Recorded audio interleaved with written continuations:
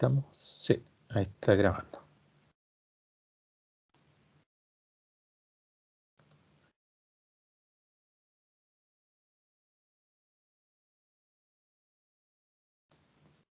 ¿Están viendo la presentación? ¿Se ve? Sí, profe, sí se ve. Ya, ok. Entonces cualquier cosa ustedes me interrumpen nomás si tienen alguna consulta, algún comentario, cualquier cosa me interrumpen porque como yo no los veo, ahí me lo indican, por favor. Un poquito lo que vimos la semana anterior, este módulo está destinado a tener un poco de conocimiento general, muy general y más que nada conceptual y de cultura general de lo que es el transporte ferroviario, los ferrocarriles y el transporte ferroviario. Y en la clase anterior se vio un poco lo que es el origen y el desarrollo del transporte ferroviario, los ferrocarriles en general en el mundo, y algo también vimos de los ferrocarriles, del desarrollo de los ferrocarriles acá en Chile y qué situación tenemos en Chile y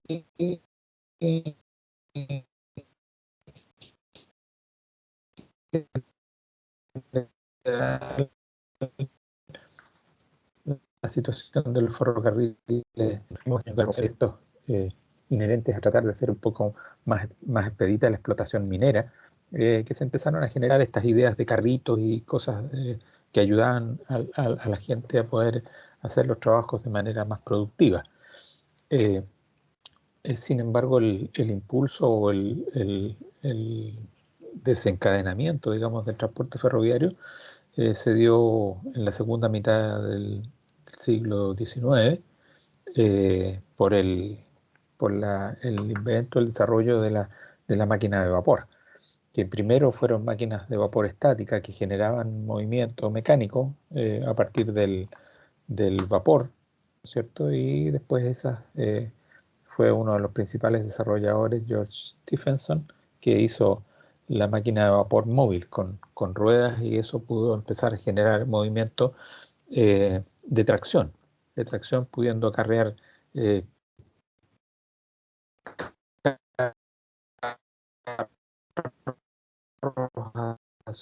a- acoplados a esa locomotora y se desarrollaron en ese periodo se desarrollaron los primeros trenes en Inglaterra. Aquí en Chile tuvimos el primer desarrollo ferroviario en el año 1851 con la construcción del ferrocarril entre Caldera y Copiapó, acá en la tercera región. Eh, También destinado a la producción minera. Paralelamente también tenían el desarrollo para los pasajeros, pero era una cosa compartida, digamos, fundamentalmente del punto de vista, y tenían asociado el tema pasajero. Posteriormente, en toda la primera mitad del siglo XX, hubo mucho impulso al transporte ferroviario de pasajeros, como bastante desarrollo del movimiento de los trenes, de las locomotoras, y eso produjo mucho impulso. Avanzaron paralelamente el desarrollo de las locomotoras a vapor que fueron perfeccionándose y después el tema del desarrollo de la tracción diésel y posteriormente la tracción eléctrica para los trenes. Eh, Indudablemente que la primera mitad del siglo XX prácticamente los ferrocarriles actuaron como un polo desarrollador en todas las poblaciones, sirvieron de mucho impulso para el desarrollo de las ciudades y la conectividad de las ciudades, porque no había carreteras. Esto se empezó a revertir después en la segunda mitad del siglo XX, porque hubo mucho impulso de los estados al desarrollo de las carreteras. Eh, y con ello el transporte caminero de autos, buses, camiones y eso también produjo bastante decaimiento en algunos aspectos del transporte ferroviario, porque tiene sus ventajas y sus desventajas, de un modo y otro.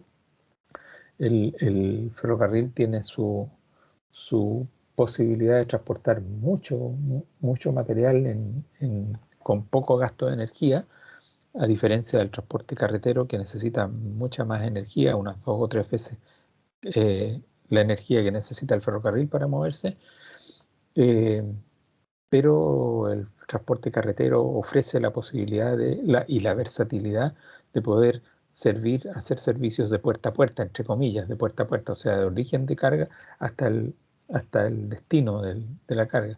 No así los ferrocarriles que necesitan grandes instalaciones en origen y grandes instalaciones en destino.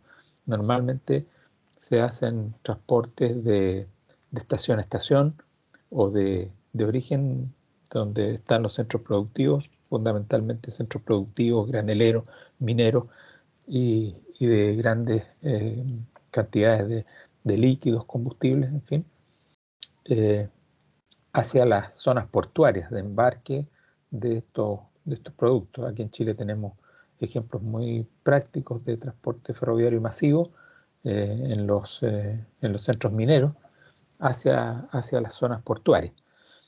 Y, pero ahí compite mucho con el transporte camionero, el transporte terrestre.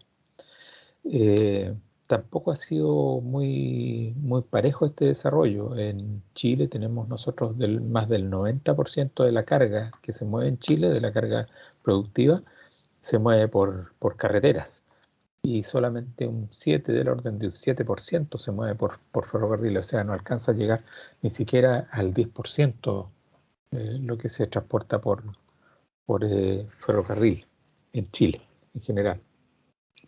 Hablábamos de los ferrocarriles, de los tipos de ferrocarriles, ferrocarriles públicos de servicio público, ferrocarriles privados de servicio público y ferrocarriles privados de servicio privado. Aquí en Chile tenemos en general la mayor cantidad son ferrocarriles públicos de servicio público. Caso más típico es la empresa de los ferrocarriles del Estado, que nació como empresa en Chile en 1884. Ferrocarriles privados de servicio público, como el caso del ferrocarril de Antofagasta, en la región de Antofagasta, que nació como una empresa inglesa y sigue siendo una compañía privada, pero que ofrece servicios públicos, fundamentalmente a la minería. Y ferrocarriles privados de servicio privado, ejemplo práctico es el ferrocarril del Teniente, por ejemplo, de la mina del Teniente en Codelco, acá en Rancagua, que hace servicio productivo solamente para su producción minera. Eso en general lo que vimos y hablamos también algo del desarrollo del ferrocarril en el mundo. Ejemplos muy prácticos tenemos en Norteamérica, tanto en Estados Unidos, Canadá, México, toda esa es la zona de Norteamérica, donde el tráfico ferroviario tiene mucha importancia y compiten de igual a igual con el transporte carretero. Más o menos en Estados Unidos, por ejemplo, se mueve 50% y 50%, o sea, el 50% de la carga productiva se mueve por ferrocarril y el otro 50% se mueve por camiones. Es muy competitivo el transporte ferroviario en Estados Unidos, en Canadá. En Europa se ha desarrollado mucho el transporte masivo de pasajeros. Ha habido mucho impulso al transporte de pasajeros y sobre todo los trenes de alta velocidad. Ahora, el tema del transporte ferroviario de pasajeros es un transporte muy costoso, tiene mucho costo, porque la infraestructura que se requiere eh, es muy sofisticada.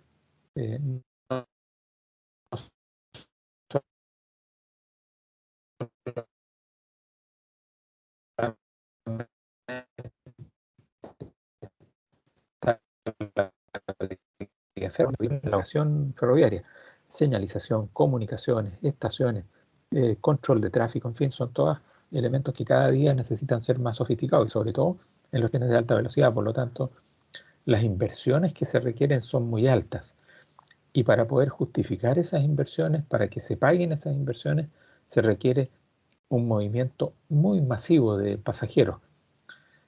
En ese sentido, en Latinoamérica, por ejemplo, nosotros estamos en desventaja porque pese a que los países tienen bastantes habitantes, no hay tantas personas que se muevan entre ciudades como las hay, por ejemplo, en Europa y en Asia.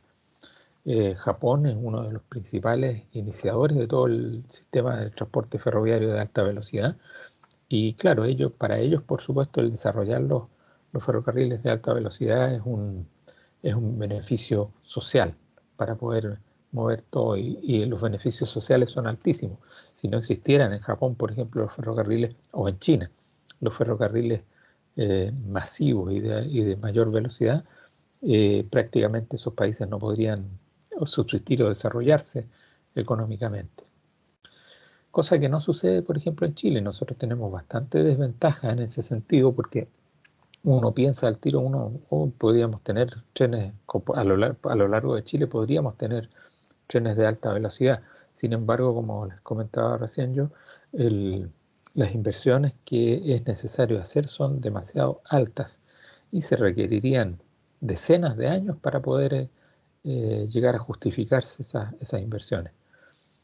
No obstante, sí es posible hacer, por ejemplo, ferrocarriles que no sean de tan alta velocidad y que cumplen propósitos bastante y servicios bastante eficientes. Hablamos de alta velocidad para trenes de 250 o 300 kilómetros por hora de ahí hacia arriba. En general los de alta velocidad son del orden de los 350 kilómetros por hora. Aquí en Chile los trenes actuales están circulando hasta velocidades de 160 kilómetros por hora. O sea, un tren de una velocidad media entre 160 y 200 kilómetros por hora podría prestar un servicio muy bueno en términos de eficiencia del servicio y de eficiencia en el tiempo para las personas, y no es tan cara la inversión como en un caso de un ferrocarril de 350 o más kilómetros por hora de velocidad. Eso es lo que se ha ido desarrollando acá en Chile. Actualmente hay un estudio para poder desarrollar un transporte entre Santiago y Valparaíso, que es como lo que más se asemejaría a un transporte de mayor velocidad, no diríamos alta velocidad, y está en estudio por el lado del proyecto de concesiones. Y por su parte, Ferrocarriles del Estado está haciendo fuertes inversiones ahora para poder mejorar el servicio de pasajeros entre Estación Central o Alameda en Santiago y Chillán, también con equipos de 160 kilómetros por hora, y eso va a proveer un muy buen servicio de aquí a un par de años más. Está previsto que el año 2024 me parece que llegan los primeros trenes de ese servicio para mejorar el transporte entre Chillán y Alameda. El resto son servicios de cercanías que cumplen eh, bastante movilidad, proveen bastante movilidad en las zonas suburbanas de las grandes ciudades. En Chile tenemos el ejemplo de Santiago con el tren Alameda-Nos, que aquí tenemos un ejemplo en la foto del lado derecho, y en la zona de Metro Valparaíso, entre Puerto y Limache, está el Metro Valparaíso, y en la zona de Concepción, el Biotren, que presta servicio entre entre Concepción y Coronel, y entre Concepción y Hualqui,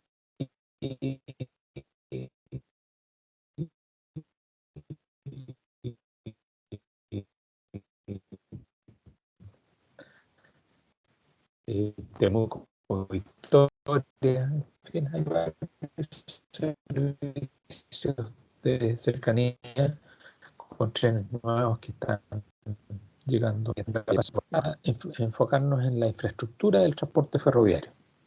La infraestructura del transporte ferroviario es todo lo que está destinado, el camino, el camino que sirve para que los trenes se puedan mover, y está compuesta por todos aquellos elementos que integran la faja del trazado ferroviario y los componentes y las instalaciones complementarias que prestan servicio para que los trenes puedan desplazarse de un punto a otro de manera segura. La infraestructura de transporte ferroviario normalmente lo que uno conoce y lo más típico es la vía férrea, pero esta vía férrea tiene una serie de componentes, como comentaba recién, y es la que permite la operación de estos móviles ferroviarios coordinadamente y tiene componentes como los siguientes: la vía férrea y sus elementos constituyentes, que ya vamos a ver de manera gráfica cómo está constituida la vía férrea, pero la vía férrea no es más que el camino por donde se mueven, el camino metálico por donde se mueven los trenes. Aparte de eso están las instalaciones de señalización y de seguridad para poder hacer coordinadamente el transporte ferroviario, el transporte de los trenes, el movimiento de los trenes, las instalaciones de comunicaciones. Se requiere, por supuesto, comunicaciones entre los trenes y las centrales de control tráfico o entre los propios trenes. Están también las instalaciones de energía, de electrificación, para proveer energía a aquellos trenes que se mueven eléctricamente. Ya hemos visto tres tipos de energía que se han ocupado para el transporte ferroviario, que es el vapor, que ya está prácticamente extinto, ¿no es cierto? Ya no se usa para fines turísticos nomás, en algunos casos, trenes turísticos. Tenemos el transporte movido por diésel, por petróleo diésel, las locomotoras diésel, y muy desarrollado el transporte por energía eléctrica. Actualmente está en desarrollo y ya hay muchas pruebas, sobre todo en Norteamérica y Europa también, Asia, la energía provista por hidrógeno líquido. Y se está tratando de llevar o desarrollar bastante ese tipo de transporte, que las locomotoras ya no sean diésel, de petróleo y diésel, sino que puedan ser movilizadas o producida la energía de movimiento por hidrógeno líquido. Aparte de las instalaciones de energía de electrificación, están las estaciones y los patios de maniobra, que son muy requeridos para poder armar y desarmar trenes, eh, eh, ubicar trenes para abordar, para que sean abordados por los pasajeros o sean cargados con los productos que van a ser movilizados, y los patios de maniobras, que sirven para ubicar y llegar los trenes, para armar los trenes, eh, cuando son trenes no integrales, como los automotores, por ejemplo. Y además están los talleres e instalaciones de mantenimiento. ¿Qué denominamos la vía férrea? La vía férrea propiamente tal es la que está constituida por infraestructura, que es toda la parte de plataforma, o sea, lo que soporta a la vía propiamente tal, y la superestructura, que es lo que está sobre la plataforma. Ya vamos a ver unas imágenes. La infraestructura, entonces, que es, decimos, lo que está más abajo, que es lo que está bajo la vía férrea propiamente tal, y permite el apoyo de la vía y de las instalaciones, es lo que permite recibir y absorber los esfuerzos que transmite la superestructura, y la superestructura no es más que el camino metálico con otros componentes, que es el que permite el movimiento de los trenes.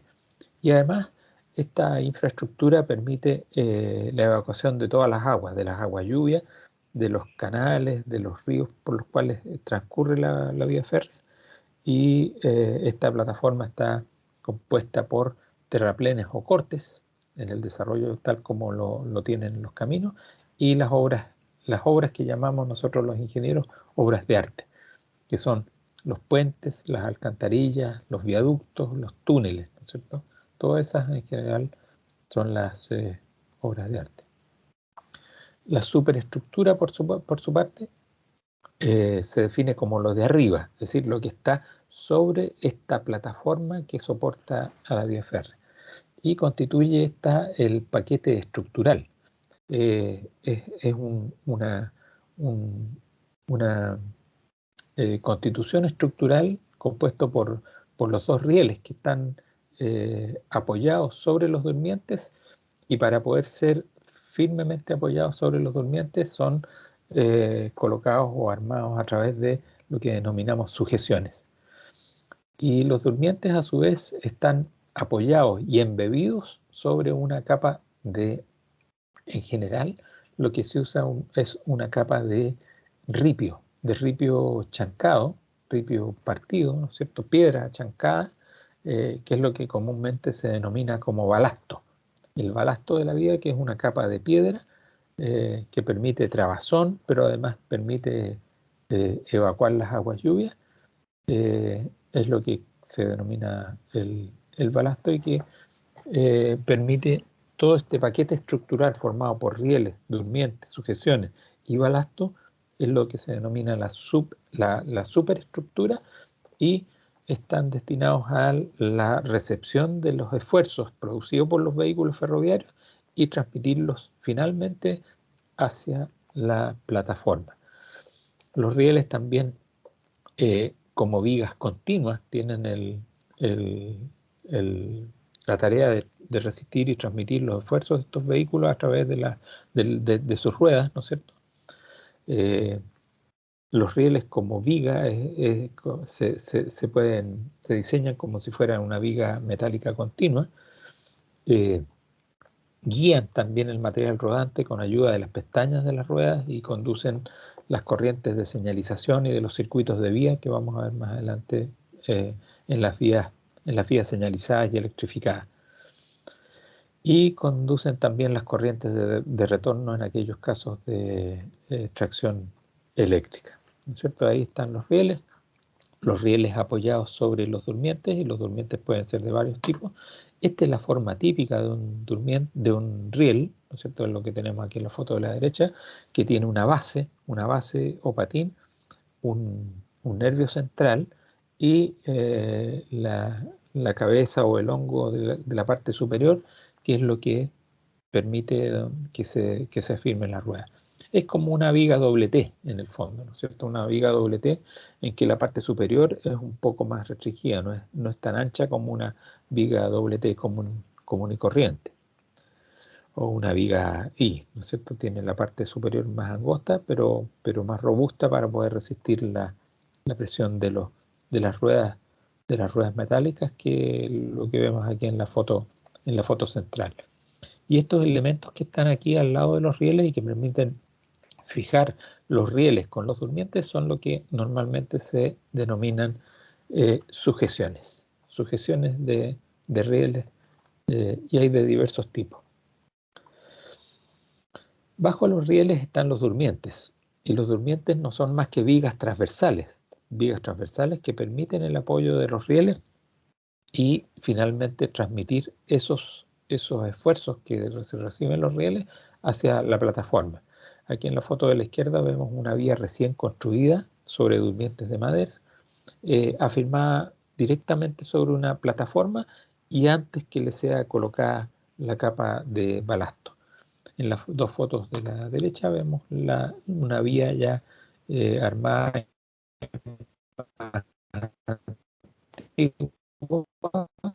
con en ambos casos y embebida sobre capas del durmiente, absorber los esfuerzos que producen las ruedas, evitar el volcamiento de los rieles hacia los lados por este esfuerzo y mantener la trocha. ¿Qué es lo que es la trocha? La trocha es la distancia entre los rieles y específicamente entre las caras internas de los rieles. Eso es lo que definimos como trocha.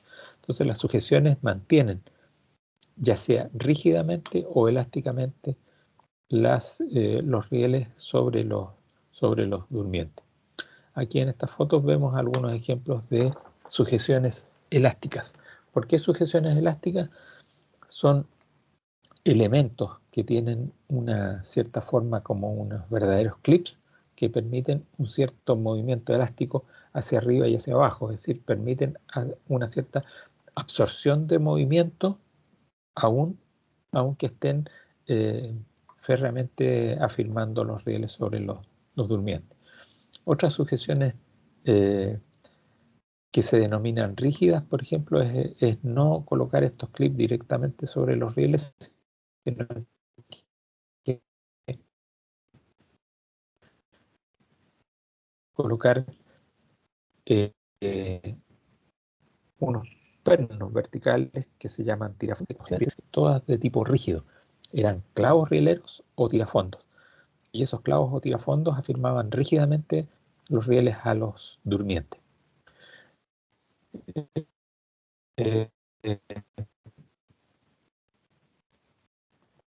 a lo largo de los años se empezó a ver que necesitaban absorberse la sujeción, los esfuerzos dinámicos que ejercen los trenes sobre el metal, se denominan las sujeciones elásticas y permiten, por medio de movimiento, de desplazamiento, eh, evitar el deterioro acelerado de los durmientes.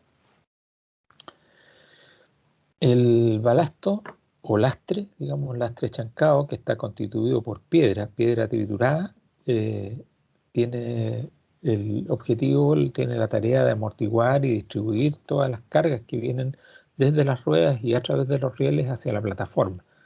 La plataforma es la parte inferior, todas las obras básicas sobre las cuales se constituye la vía férrea. Y constituir un lecho elástico, es decir, provee movimiento tanto vertical como lateral y longitudinal, pero sin, sin, sin deformarse permanentemente. Entonces provee estabilidad horizontal y vertical a la vía y además, como es piedra chancada que está unida unas piedras con otras, dejan espacios entre medio para que las aguas lluvias se puedan evacuar hacia la plataforma. Hacia la plataforma y escurrir por cunetas laterales, como vemos aquí en la foto central. Si ustedes se fijan aquí en la foto central, tenemos unas obras básicas que son cortes. Ha habido un corte con taludes inclinados en los costados. Hay una plataforma central compactada, que es la que recibe la estructura de la vía férrea. Existen también cunetas laterales que permiten agrupar o juntar ahí todo lo que sean las aguas lluvias o los escurrimientos, y al centro se encuentra ubicada la estructura de la vía férrea, que es lo que denominábamos recién superestructura, constituida por los rieles, los durmientes, las sujeciones y la capa de balasto que eh, deja embebido este paquete estructural de durmientes y rieles, y lo mantiene en esa posición, restringiendo su movimiento horizontal, vertical, ¿no es cierto?, y longitudinal de los rieles. Y aquí tenemos otro ejemplo al lado derecho sobre un terreno natural, ¿no es cierto?, y debajo la plataforma y también la capa está de la superestructura. ¿Cómo se unen los rieles? Los rieles se unen entre sí de diversas formas y la forma más tradicional ha sido por medio de unas placas metálicas afirmadas por pernos que se llaman juntas eclisadas o eclisas, ¿no es cierto? Son las eclisas, esas barras longitudinales que afirman a través del alma del riel y se juntan o se afirman entre ellos con pernos rieleros. Ahí hay unos ejemplos típicos. Pero también hay otro tipo de juntas que lo vamos a ver después, que son las juntas soldadas, es decir, se pueden eliminar estas placas afirmadas por pernos y soldar los rieles entre sí. Vamos a ver ahí algunos ejemplos. Las instalaciones de señalización y seguridad para la infraestructura del transporte ferroviario. Hay diversas instalaciones. Para poder coordinar el tráfico en forma segura están los enclavamientos, que son en el fondo testigos que están sobre la vía férrea, ¿no es cierto?, para poder detectar el paso y el movimiento y poder ordenar el paso de los trenes en forma electrónica, eléctrica o mecánica. Son enclavamientos que no son más que gobernadores de seguridad que establecen rutas, mueven las agujas de los cambios, accionan señales, accionan dispositivos de seguridad en los pasos a nivel, etc. Todo eso es lo que se denominan los enclavamientos y que es la base de la seguridad para el tráfico señalizado. Hay otros sectores, otros lugares donde no existen estos enclavamientos para el tráfico no señalizado, pero que llevan otros sistemas de respaldo, que son sistemas electrónicos, sistemas computacionales para poder para poder hacer el tráfico seguro, y normalmente desde hace algunos años, desde que se desarrolló la tecnología satelital, están controlados por GPS, de manera de dotar de mayor seguridad al tráfico ferroviario. Tenemos también la operación con control de tráfico centralizado o con mando local, y estos sistemas permiten gestionar el tráfico por zonas utilizando tecnología computacional y manejando en forma permanente la ubicación de los trenes. Ahora, la ubicación de los trenes se detecta porque ocupan circuitos eléctricos o circuitos electrónicos que están colocados en los rieles. Entonces, desde una central de control tráfico, un determinado controlador puede observar en forma fehaciente dónde está ubicado un tren, porque un circuito determinado está siendo ocupado por un tren. Y eso se logra por el medio de cortocircuitar entre uno y otro riel con corrientes de baja intensidad, por supuesto, para poder detectar la presencia de un tren en un determinado tramo.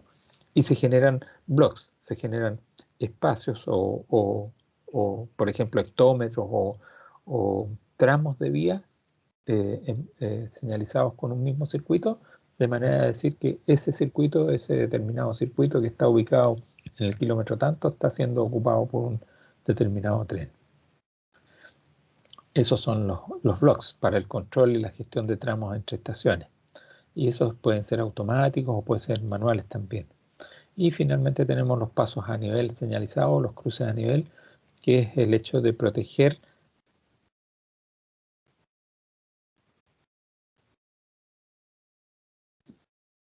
eh, eh,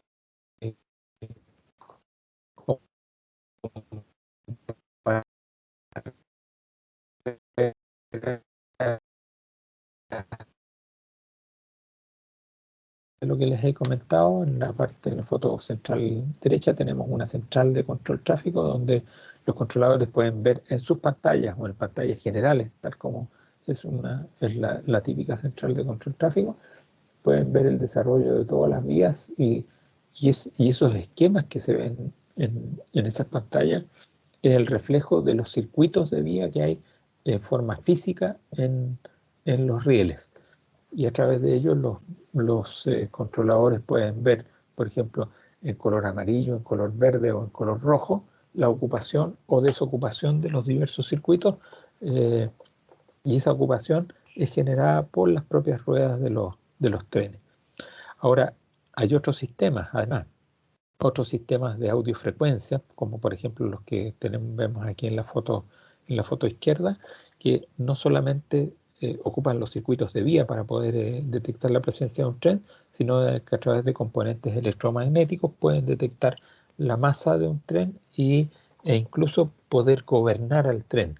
Son sistemas actuales que eh, dan mucha seguridad al tráfico ferroviario. Por ejemplo, el Metro Valparaíso acá en Chile y el servicio de Alameda NOS tienen este sistema que se llama sistema eléctrico o señalizado con ATP, con sistema de protección automática de los trenes, que si un tren eh, ocupa un cierto tramo de esta vía y hay otro tren que está más adelante ocupando el mismo circuito, le genera la detención automática al tren para evitar la colisión entre uno y otro. Eso es lo que se usa normalmente los, en los trenes de alta, de alta frecuencia, como los metros van asociados a la infraestructura ferroviaria, que son las instalaciones de comunicación. Tenemos la telefonía de explotación, tenemos sistemas de comunicación tren-tierra. Tren-tierra significa desde la central de control tráfico hacia el tren, sistemas de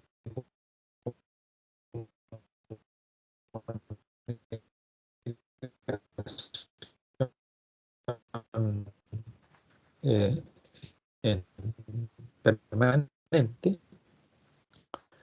y otros sistemas de comunicación también que se usan, tanto redes radiales como sistemas de comunicación celular para poder complementar la comunicación tren-tierra directa a través de, la- de las fibras ópticas que hay en general al costado de las vías. Y está la telefonía de explotación, que son los sistemas de comunicación telefónico a través de todas las redes de operación de los ferrocarriles y que están cableados a través de fibra óptica. Eso es lo que es comunicaciones. Y lo que es energía en aquellos sectores de los ferrocarriles electrificados, que aquí en Chile tenemos algunos ejemplos bien prácticos, los trenes que usan directamente la energía eléctrica como energía de tracción, tenemos las líneas de alta tensión, las subestaciones y los sistemas de electrificación de la línea. Las subestaciones son aquellas que reciben de los suministradores la energía eléctrica a través de las líneas de alta tensión y esas subestaciones bajan y cambian el modo de energía que necesitan los sistemas de electrificación de la línea. Eh, y los sistemas de electrificación son catenarias que están sobre la vía férrea a los cuales se conectan los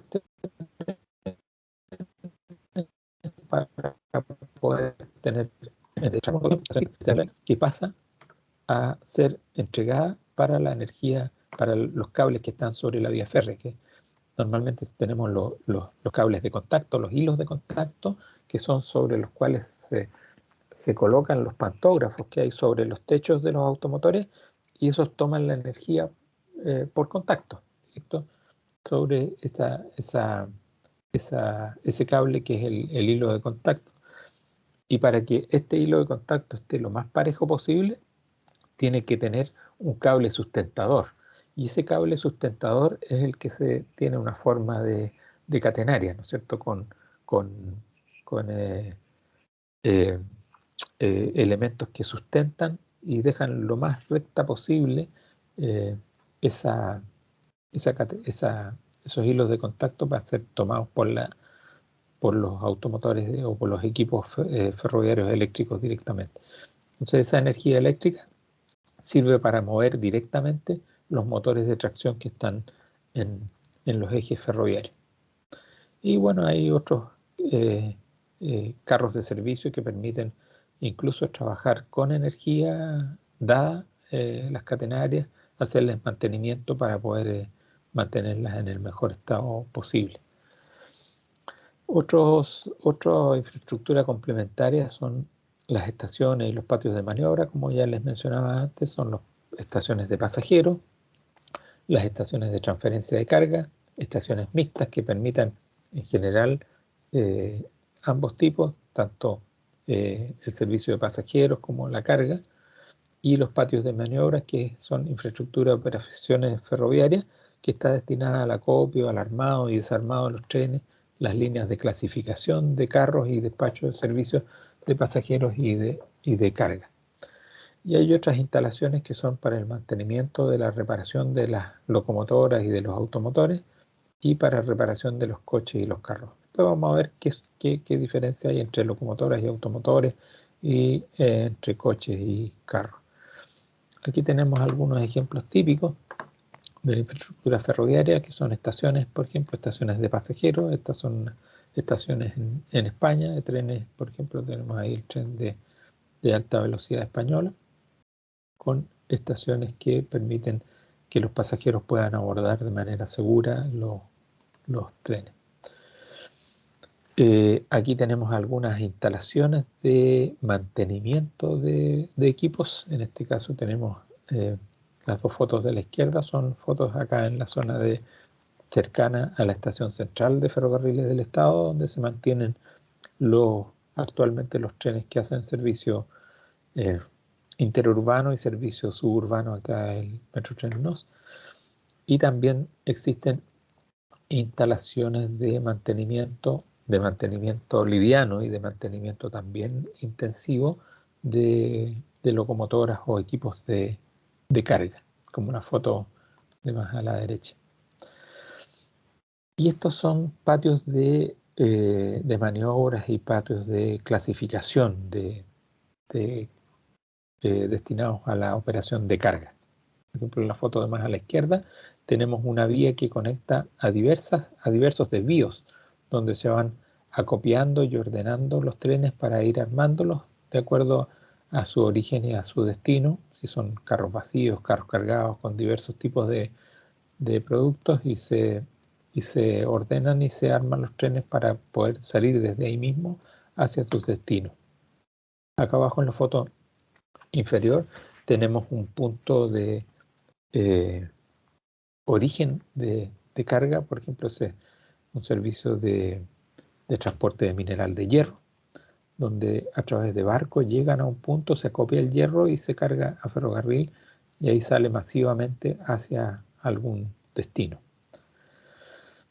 Eh, Tenemos acá en el extremo derecho un patio de mantenimiento de locomotoras, más que mantenimiento, es un patio de abastecimiento, abastecimiento de combustible, en este caso son locomotoras de diésel, las que están eh, en esos lugares, y se les abastece con sus elementos necesarios, combustible diésel, agua, lubricación, aceites de todo tipo, ¿no es cierto?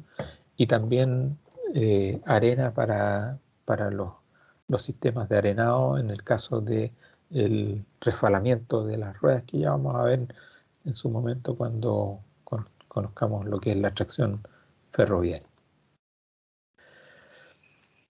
Aquí tenemos la sección típica del transversal de la superestructura, el perfil transversal de la vía, eh, representado básicamente por la superestructura y sus componentes, como ya lo veíamos en alguna imagen anterior. Aquí tenemos en la foto de izquierda una vía embebida en chancado, digamos, confinada con rejas y con todo su sistema de electrificación y comunicaciones. La foto central es una foto un poco menos típica, que es lo que se ve en el norte de Chile, donde como no hay lluvia, en general no se requiere el balasto chancado, no se requiere la piedra chancada, sino que se usa un material granular estabilizado para confinar toda la estructura de la vía férrea, que es la misma, digamos, rieles, sujeciones, durmientes, pero embebida sobre lo que se llama una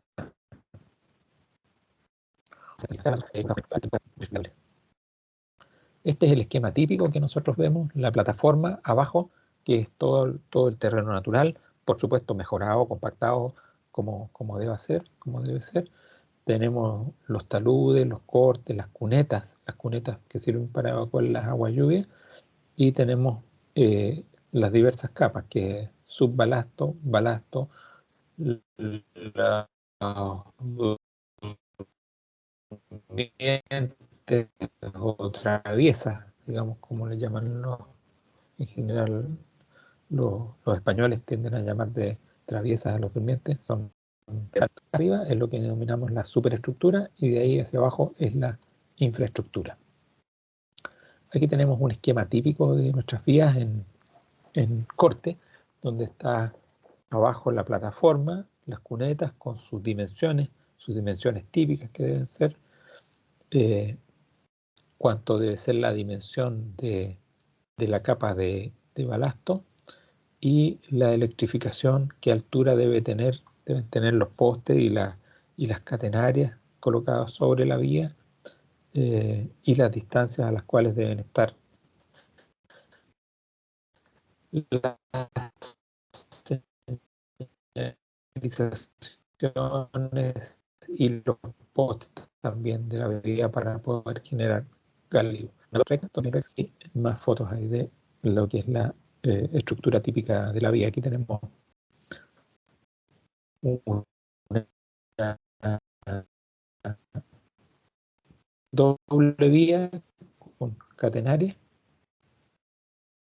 desviador o un cambio de vía que permite desviar a un determinado móvil ferroviario hacia otra vía o hacia un cambio de dirección. Y seguimos con vías simples en recta, no electrificada, y vía doble en curva, donde se le dota a las vías de un peralte, es decir, de una inclinación, para poder compensar la aceleración, la fuerza centrífuga, digamos, de los trenes. La trocha, algunos conceptos, la trocha o el ancho de vía es una de las características más fundamentales que nosotros damos a la vía, a la vía férrea, y es el parámetro que mejor define la vía ferroviaria. La trocha o el ancho de vía es la distancia entre las caras internas de ambos rieles. Aquí en el esquema izquierdo está, ¿no es cierto?, que se mide a partir de las caras interiores de los rieles, pero medida entre 14 y 16 milímetros por debajo del plano de rodado. Bajo la superficie de rodado, a 16 milímetros, se toma la distancia entre ambos rieles. Y eso es lo que denominamos trocha. Existen varios tipos de trocha. Existe una trocha estándar o o lo que denominamos el ancho internacional, que es el más común y que se estableció en una conferencia en 1887 y que son 1435 milímetros. ¿Por qué una distancia tan caprichosa? Porque en aquella época se usaban las unidades inglesas, y por lo tanto esto no es más que la conversión de una cantidad de pulgadas a unidades internacionales, y queda un ancho de 1435 milímetros, que es la trocha internacional o trocha estándar. Hay trochas angostas y trochas anchas. Las trochas angostas son también la más común, es la trocha 1000 milímetros, que es la trocha métrica, que es la que se usa en todo el norte de Chile y en los países limítrofes también, como Argentina y Bolivia, acá que colindan con Chile. Y la trocha métrica o 1000 milímetros, pero también hay otros tipos de trochas, 914 milímetros, 1067 milímetros, 760 milímetros, etc. Como digo, la más común es la trocha métrica, donde los rieles están más juntos. Por ejemplo, el ferrocarril de Antofagasta tiene trocha métrica, el ferrocarril de Arica a La Paz tiene trocha métrica. Y todo el ferrocarril que iba antes entre Calera e Iquique también tiene trocha métrica, 1000 milímetros. Las trochas anchas son aquellas que son superiores a las del ancho internacional.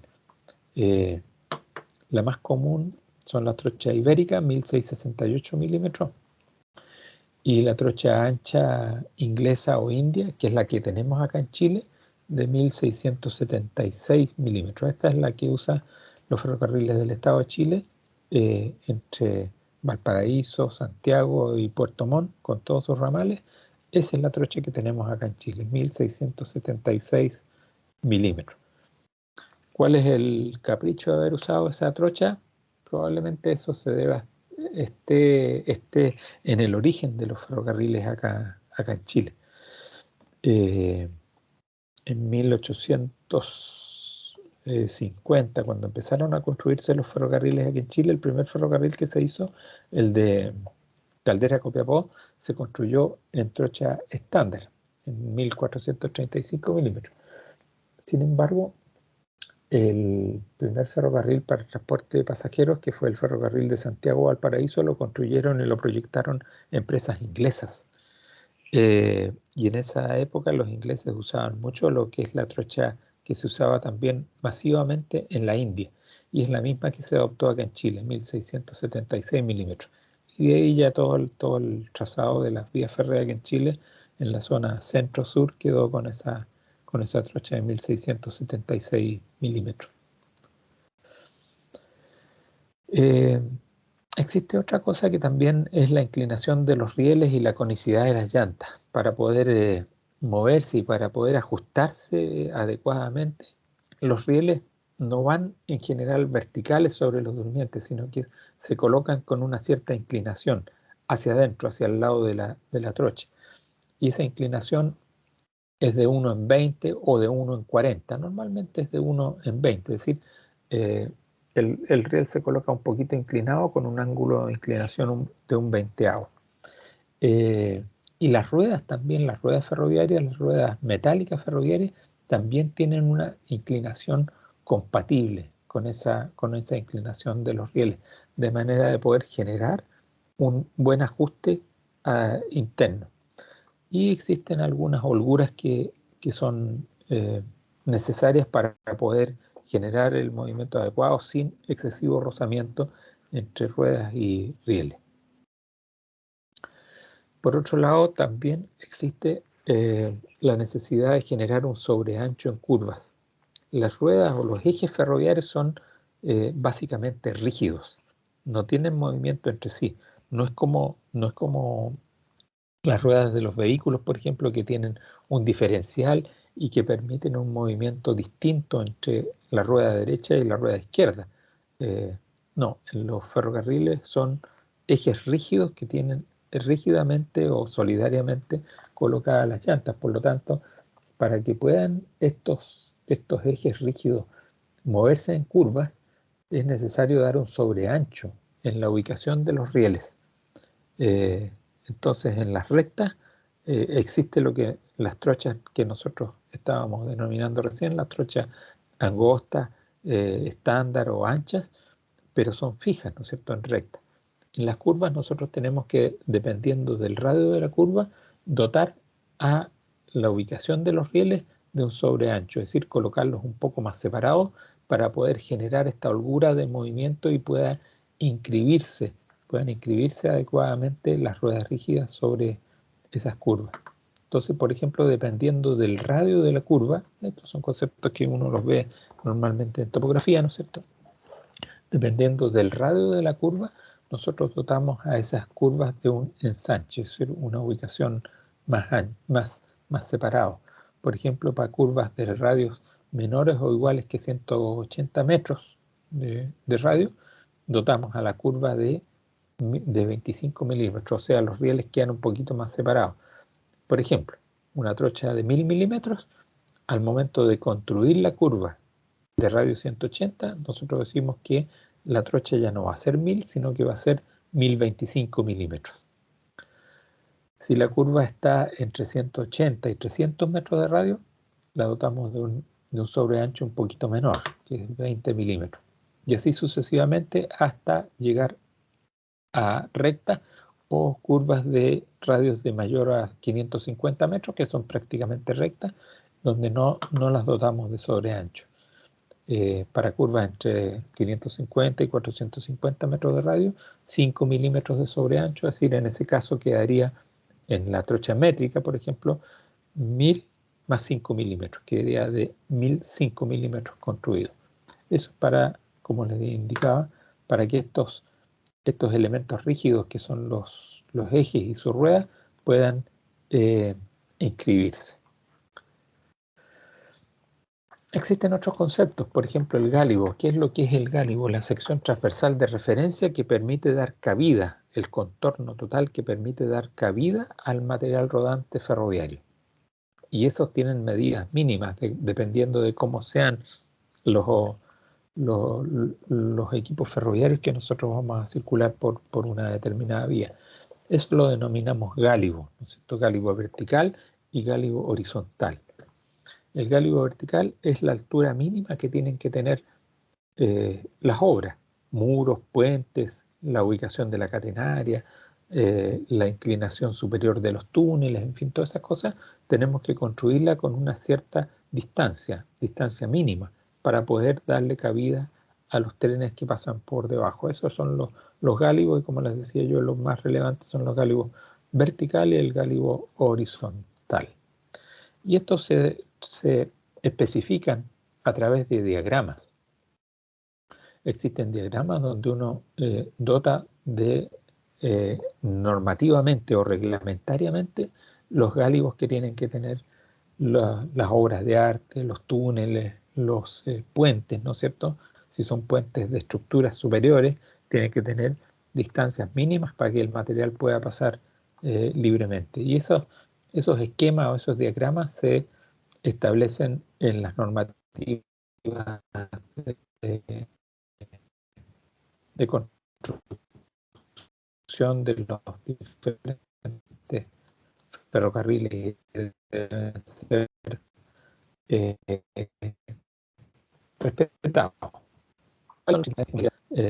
En la distancia interna entre los rieles, y ese es uno de los parámetros que uno toma en general y que debe ir controlando permanentemente en la vía. Aparte de eso, hay otros parámetros que uno tiene que ir controlando para ir viendo cómo se degrada la vía y definir también las necesidades del mantenimiento. Tenemos la nivelación longitudinal, que no es más que el nivel longitudinal que tiene que tener la vía. La nivelación transversal, que es la diferencia de altura entre un riel y otro. Tenemos, si el nivel transversal es 0, significa que ambos rieles están a la misma altura, y en las curvas nosotros tenemos que generar un cierto peralte para evitar la fuerza centrífuga, y ahí es donde tenemos un nivel transversal distinto. El riel derecho o el riel izquierdo, dependiendo hacia dónde se mueve la curva, lo levantamos una cantidad de milímetros necesaria para compensar la fuerza centrífuga. Existen otros conceptos que son también el alabeo, que es la diferencia entre puntos sucesivos, la diferencia de peralte o de nivelación transversal entre puntos sucesivos. El alabeo no es más que el movimiento lateral que puede adquirir un tren, y eso debe restringirse. Por lo tanto, ese es un parámetro que hay que controlarlo permanentemente en las vías. Y lo otro es la alineación. La alineación es la distancia entre un eje teórico longitudinal, ¿no es cierto?, y el eje verdadero longitudinal. En el fondo, las vías férreas tienen que estar adecuadamente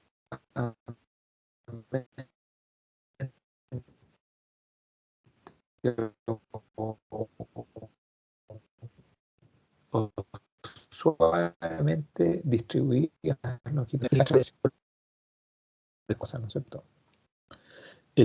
Vemos ahí una vía deformada, significa que la alineación longitudinal está muy mala, pero también se ve como un descenso, ¿no es cierto? Eso significa que la nivelación longitudinal también no, no, no, no es la adecuada, y todo eso debe corregirse.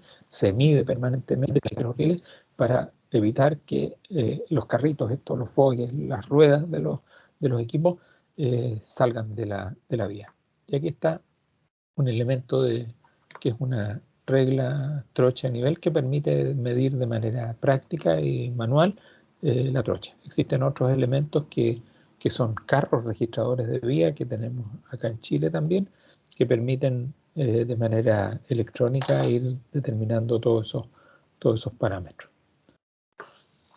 Ahora, las características estructurales de la vía: teníamos, como les había comentado, las vías eclisadas, que son vías unidas por estos elementos metálicos que son las eclisas a través de pernos, eclisas de 4 o de 6 agujeros, que es lo que normalmente se usa para unir longitudinalmente los rieles.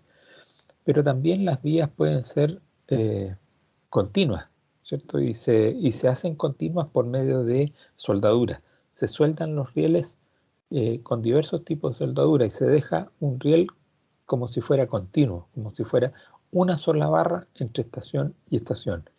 Y esas uniones se hacen con vías con soldaduras de distintos tipos. Hay una soldadura que se hace en terreno, que es la soldadura aluminotérmica, donde se unen los rieles, y en terreno,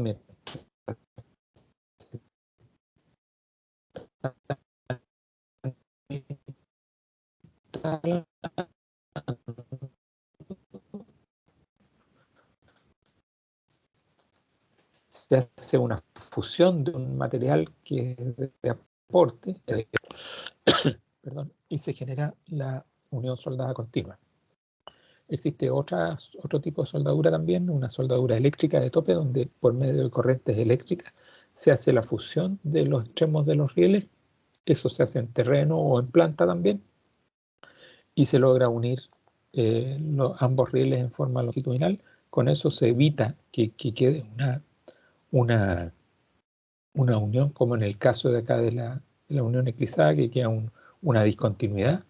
En la unión soldada no queda discontinuidad, sino que queda una superficie continua.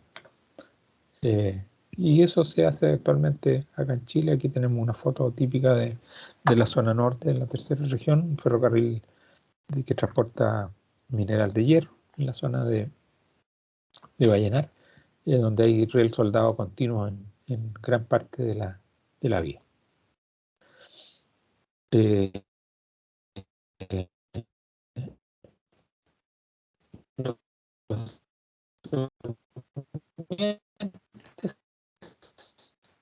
tipos de durmientes de madera, están fabricados de maderas que uno corta y genera estos durmientes, estas vigas transversales, como si la madera está viva.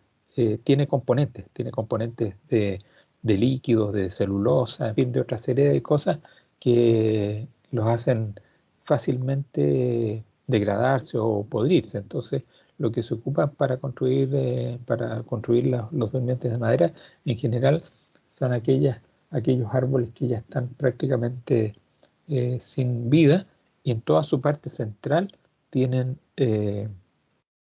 ya no tienen líquido, no tienen prácticamente celulosa, y permiten que esas maderas duren mucho tiempo. En Chile se ha usado tradicionalmente roble, coigüe, ulmo, tineo como maderas estructurales para durmientes. Además, se usan también algunos preservantes, como la impregnación con un derivado del petróleo, que es la creosota, para evitar que esas maderas se pudran fácilmente. Bueno, desde el punto de vista ambiental también está la protección de todos los bosques y de todas las maderas, de manera de que no se ocupen maderas que están en árboles vivos, de manera de ir preservando la naturaleza, y se ha ido tendiendo a reemplazar por otro tipo de componentes los durmientes de madera. En este caso se utiliza el hormigón, por ejemplo. El hormigón, ya sean durmientes biblock o durmientes monoblock, que son los que se utilizan acá en Chile. Monoblock significa que es un solo bloque de hormigón con una armadura de fierro, por supuesto, para darle una connotación estructural al durmiente, y se utilizan para reemplazar a los durmientes de madera. Esta foto de la izquierda es una vía típica aquí en Chile, cerca de la estación central, donde está constituida por los rieles, las sujeciones elásticas y durmientes de hormigón de este tipo del que está aquí en la foto central. Esos son durmientes monoblock. Normalmente son construidos además con elementos, con alambres para darles pretensión. Son pretensados, son elementos con enferraduras pretensadas.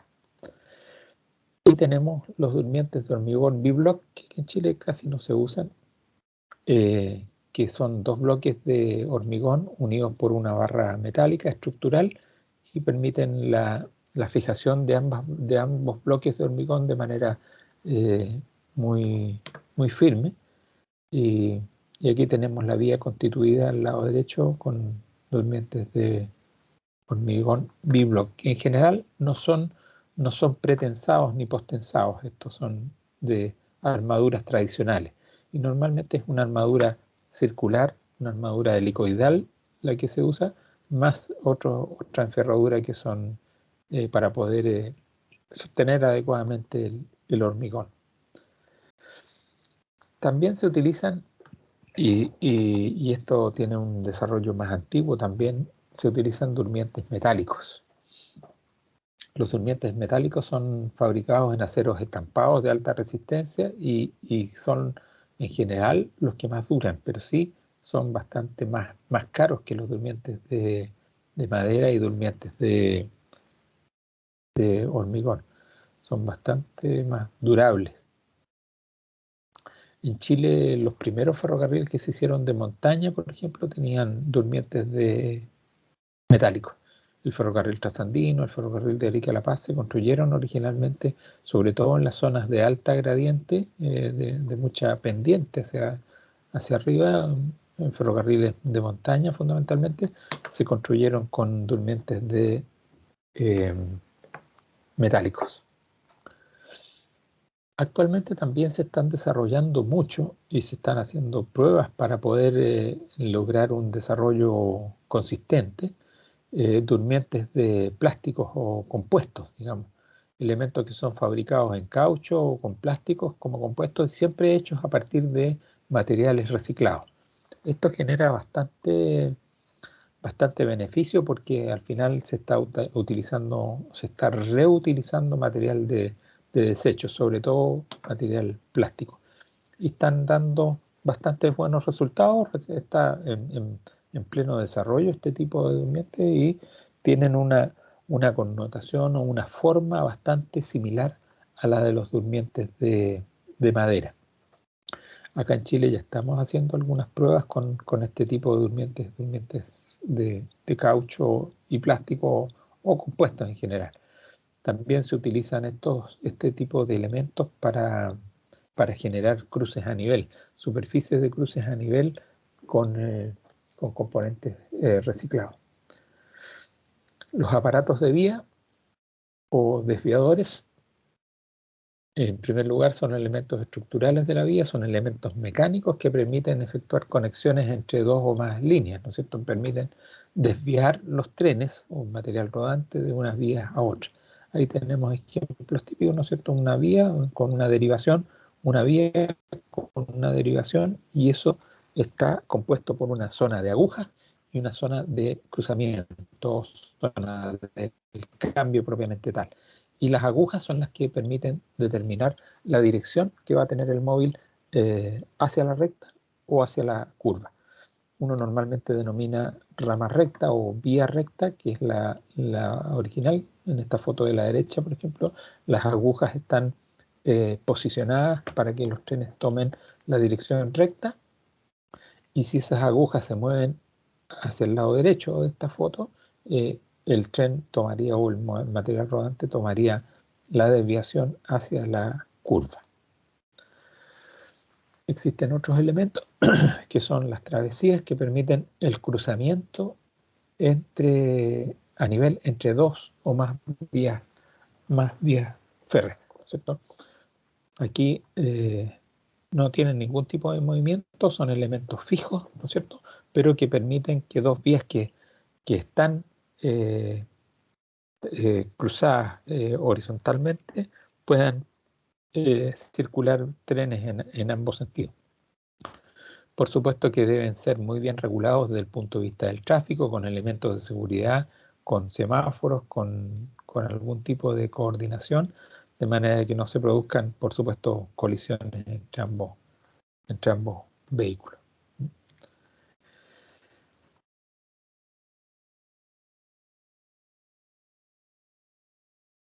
Eso es lo referente a la infraestructura ferroviaria. Y vamos a dejar iniciado ahora también lo siguiente, que es el material rodante, y con eso vamos a finalizar hoy día. Le voy a dejar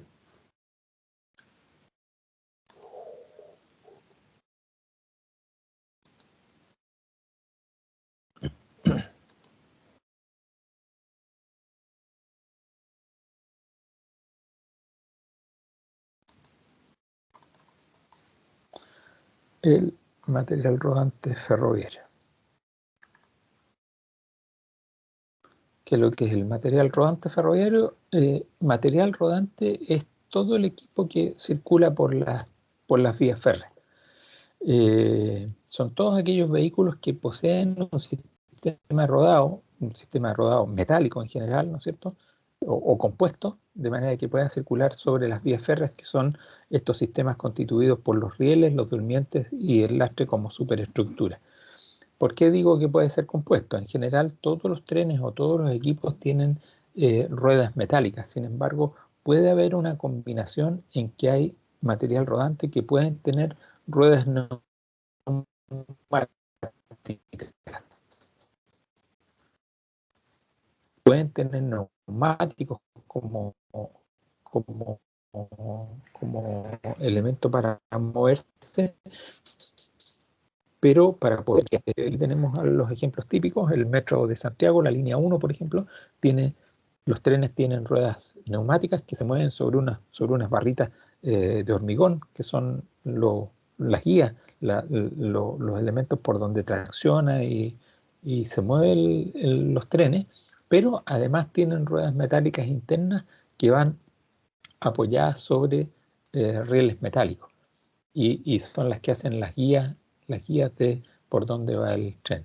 También hay otro tipo de dispositivos que vamos a ver algunas fotos enseguida, que son los vehículos que normalmente se llaman como high rail, que son elementos, son vehículos, camionetas en general o camiones pequeños de mantenimiento que se apoyan sobre la vía, pero tienen unas pequeñas ruedas metálicas que permiten su movimiento sobre las vías férreas. Dentro del material rodante tenemos el material rodante tractor, material rodante automotor y material rodante remolcado. El material rodante tractor es todo aquel material rodante que tiene motorización propia, que tiene energía, está provisto de algún sistema motriz para poder ser traccionado. O para poder autopropulsarse, ¿no es cierto? Y se puede dividir en dos partes. El material rodante tractor fundamentalmente son las locomotoras que tienen sistemas motrices que permiten moverse a sí mismas, pero además remolcar a otro material rodante que no tenga sistema de movimiento. Los trenes convencionales, por ejemplo, están conformados por material rodante tractor, que son las locomotoras, y material rodante remolcado, que son todos los carros o los coches que lleva arrastrando, o sea, acoplados por arrastre. Y está el material automotor, que son equipos que se encuentran provistos de sistemas motrices en sus propias ruedas, pero que además se mueven a sí mismos. Son los automotores típicos de pasajeros que tenemos acá en Chile y en el mundo. En el caso del material rodante remolcado, hay una denominación más para identificar de qué se trata, que son los coches y los carros. Los coches son aquellos equipos que están destinados al servicio de pasajeros. Y los carros son aquellos que están, que no tienen motorización propia, pero que están dedicados al servicio de carga. En general, todos los coches y carros, los más comunes, están conformados por una caja, ¿no es cierto? Y esa caja es la que está destinada para el servicio de pasajeros o para el servicio de la carga.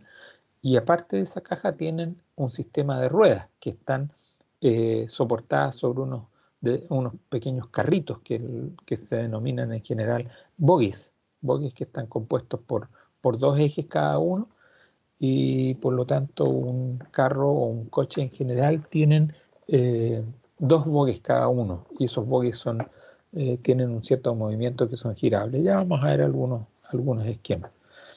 Aparte del material rodante tractor y del material rodante remolcado, existe otro material rodante que se conoce en ferrocarriles, que es todo aquel material rodante que forma parte de operaciones de mantenimiento, de inspección o de actividades que sean complementarias al material, a la operación ferroviaria.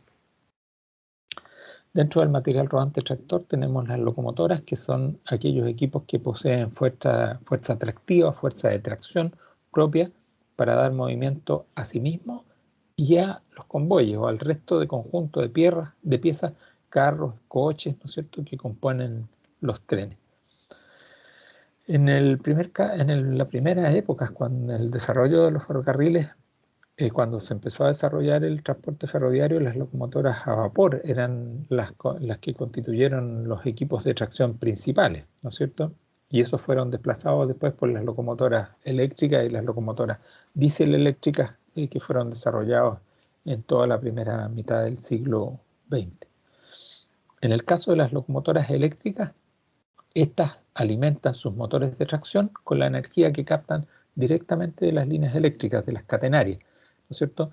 A través de un pantógrafo de contacto, generan energía eléctrica para el movimiento directo de, de las ruedas de, los, de los trenes. Entonces, las locomotoras tienen motores eléctricos en sus ruedas y esas son alimentados directamente desde las catenarias, desde los hilos de contacto que son eh, fundamentalmente energía eléctrica.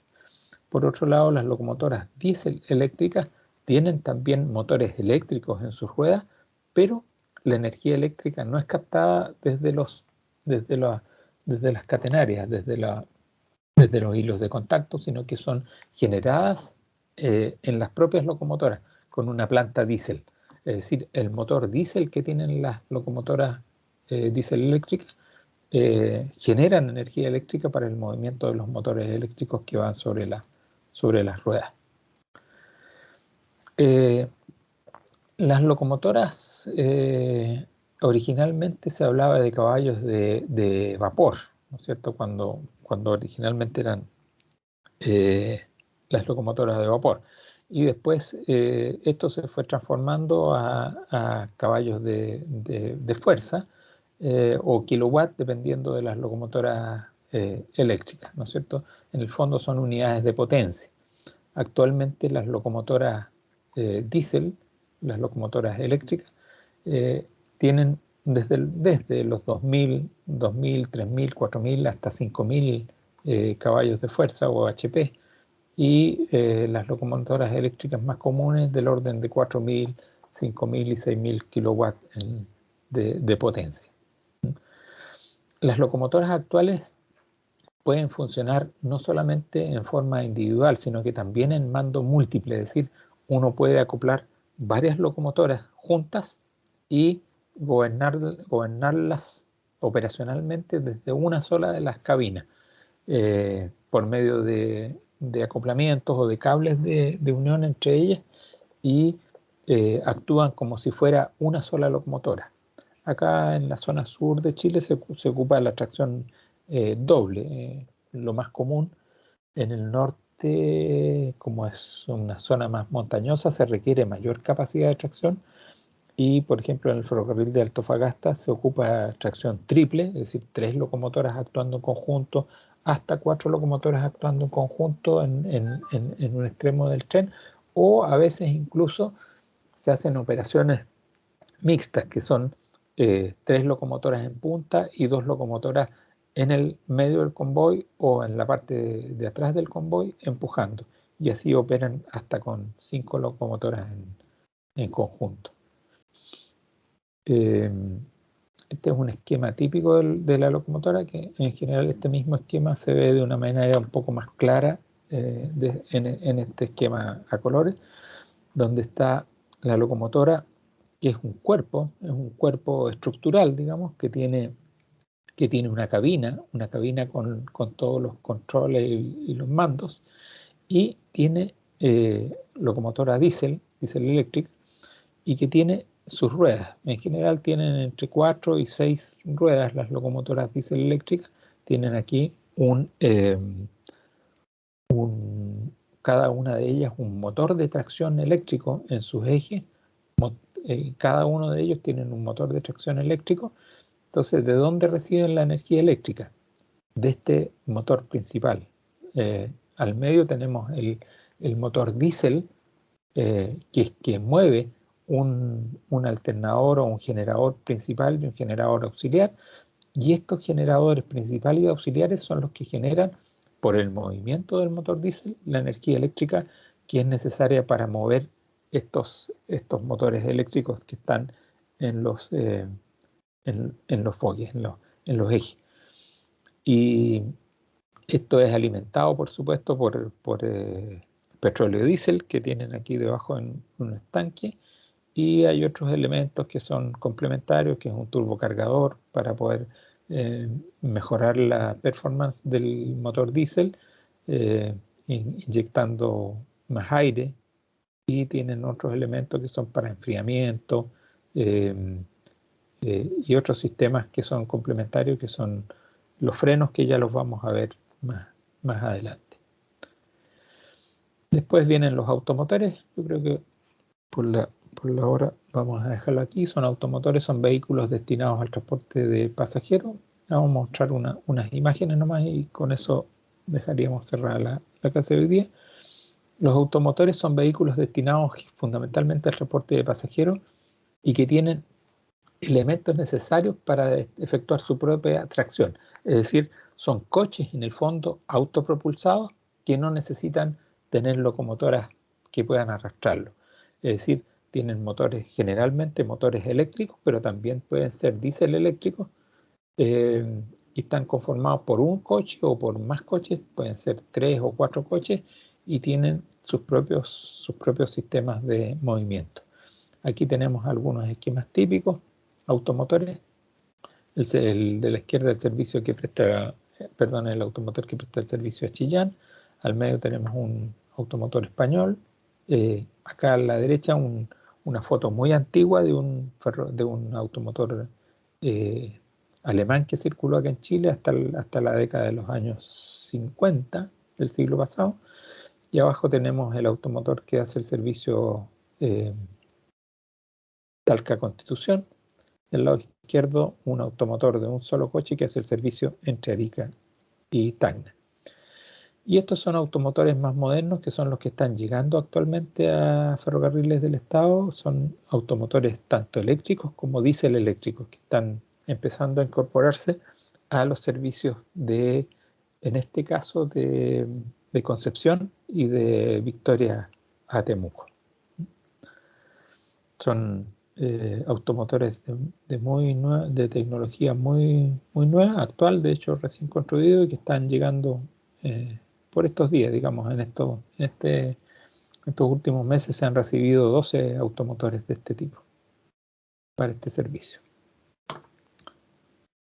Muy bien, jóvenes, vamos a dejar hasta aquí esta clase. No sé si tienen alguna consulta o algo que comentar, si no, nos veríamos la próxima semana. De todas maneras, queda grabada esta clase para quienes no hayan podido venir, y en el mismo sitio de acá de Teams les voy a ir dejando las presentaciones para que las puedan ir revisando y leyendo. Como les dije yo, este es un curso más que nada de cultura general para que puedan tener conocimiento de lo que es el transporte ferroviario y los ferrocarriles, tanto en Chile como en el mundo.